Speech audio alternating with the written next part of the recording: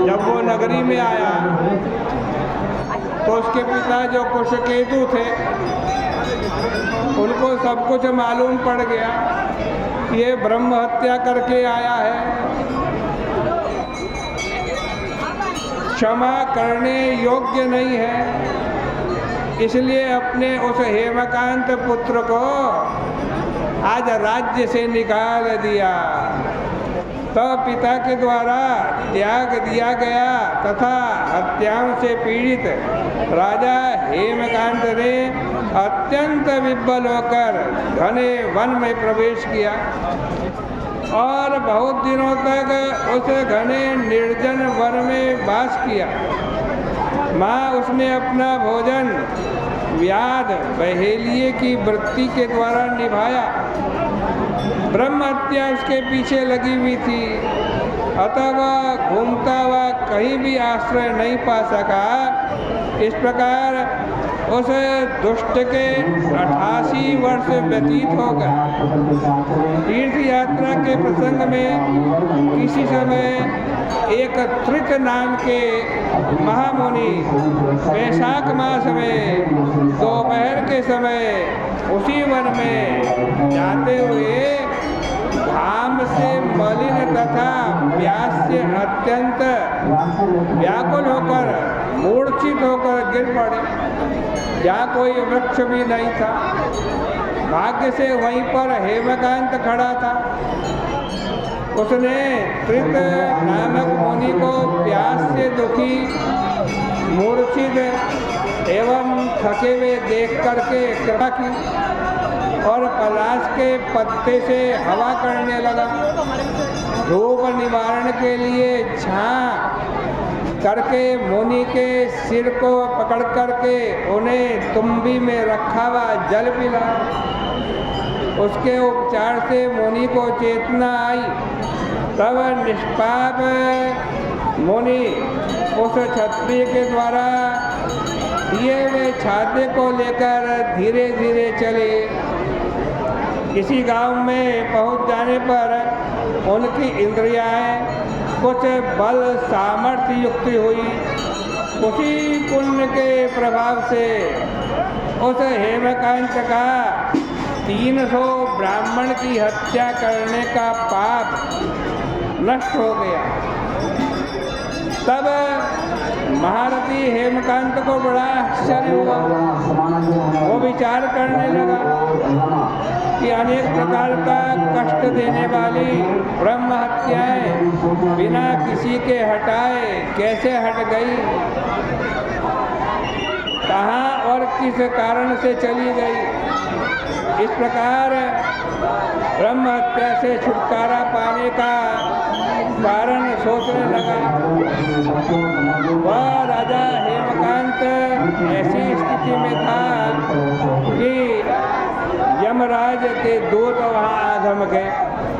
Way one में स्थित उस महात्मा हेमकांत को ले जाने के लिए आए और उन्होंने उसके प्राणों को लेने के लिए उसको ग्रहणी नाम का रोग उत्पन्न कर दिया और प्राणों के वियोग में दुखी होते हुए उसने यमराज के दूत महाकाय, भयावने एवं ऊपर उठे हुए बालों वाले 3 पुरुषों को देखा।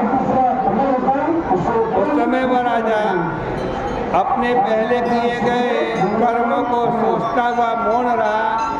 फिर वैशाख महीने में त्रित मुनि को छाता दान, जल दान करने के प्रभाव से उसको उसी समय भगवान का स्मरण हो गया। और जब उसने भगवान का स्मरण किया तो भगवान विष्णु ने अपने मंत्री विश्वक्सेन जिसका नाम है उससे कहा, तुम शीघ्रता पूर्वक जाओ और यमदूतों को वहाँ से हटाओ। वैशाख मास के धर्म के पालन में रत हेमकांत की रक्षा करो। निष्पाप मेरे इस भक्त को इसके पिता के पास पहुँचा दो। और उस नगर में जाकर मेरी कही हुई बातों द्वारा कुछ केतु को समझा दो कि ब्रह्मचार्य आदि से रहित तथा सभी धर्मों द्वारा त्यागा या प्राणी भी यदि वैशाख महीने के धर्म को करता है भगवान निस्संदेह मेरा प्रिय होता है। उसी पुण्य के प्रभाव से यह शांत, दांत, दीर्घायु और शौर्य आदि गुणों से संपन्न है। गुणों में भी तुम्हारे जैसा है। इसलिए इस महाबली को राज्य कार्य भार के लिए रखो, अर्थात इसका अब राज्याभिषेक कर दो। राजा के लिए आज्ञापित आदेश देकर तथा पिता के वंश में हेमकांत को, पिता के राज्य में हेमकांत को बिठाकर तुम मेरे पास आओ। इस प्रकार आदेश पाकर के विष्पकसेन आज हेमकांत के पास गया, वहाँ से यमदूतों को हटाया, फिर हेमकांत के अंगों का स्पर्श किया। भगवान के भक्त विष्पकसेन के स्पर्श से आज तुरंत ही उस हेमकांत के सभी व्याधि रोग दूर हो गए। उसके साथ ही महात्मा विष्पकसेन उसकी नगरी में गए। उन्हें देखकर महाप्रभु कुशकेतु चकित हो गए। भक्तिपूर्वक दंड की भांति पृथ्वी पर गिर करके दंडवत प्रणाम किया और अपने घर में ले आए और अनेक प्रकार के स्तोत्रों से स्तुति करके अनेक प्रकार के साधनों से उनकी पूजा की। इसके बाद प्रसन्न होकर महाबली विष्पकसेन ने कहा, हेमकांत को उद्देश्य करके पहले भगवान विष्णु ने जो कुछ कहा था वो कुशकेतु को सुनाया और अपने लड़के हेमकांत को राज्य पर बिठाकर विष्पकसेन से आज्ञा लेकर स्त्री सहित कुशकेतु तपस्या करने के लिए चले गए। हेमकांत को समझा बुझाकर एवं उससे पूजा सत्कार पाकर महामना बुद्धिमान विष्पकसेन भी भगवान विष्णु के श्वेत द्वीप में चले गए।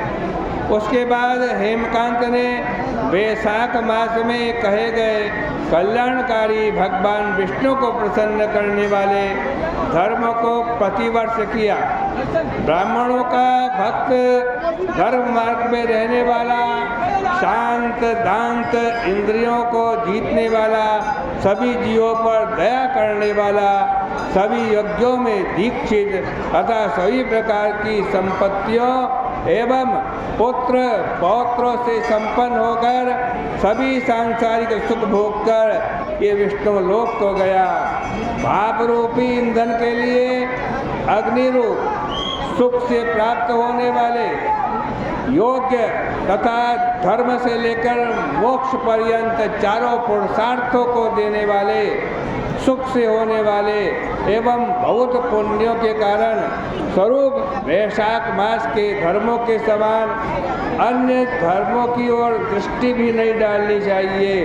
अर्थात सभी को सभी सुख देने वाले वैशाख धर्मों को छोड़कर अन्य धर्मों की ओर प्रवृत्ति करने की क्या आवश्यकता है। इस प्रकार से श्री स्कंद पुराण वैशाख मास में नारद अम्बरीश संवादे छत्रदान प्रशंसनम नाम दशमोध्याय के 10वें अध्याय की कथा, इसके पुण्य को माँ गंगा जी के चरणों में अर्पित करते हैं।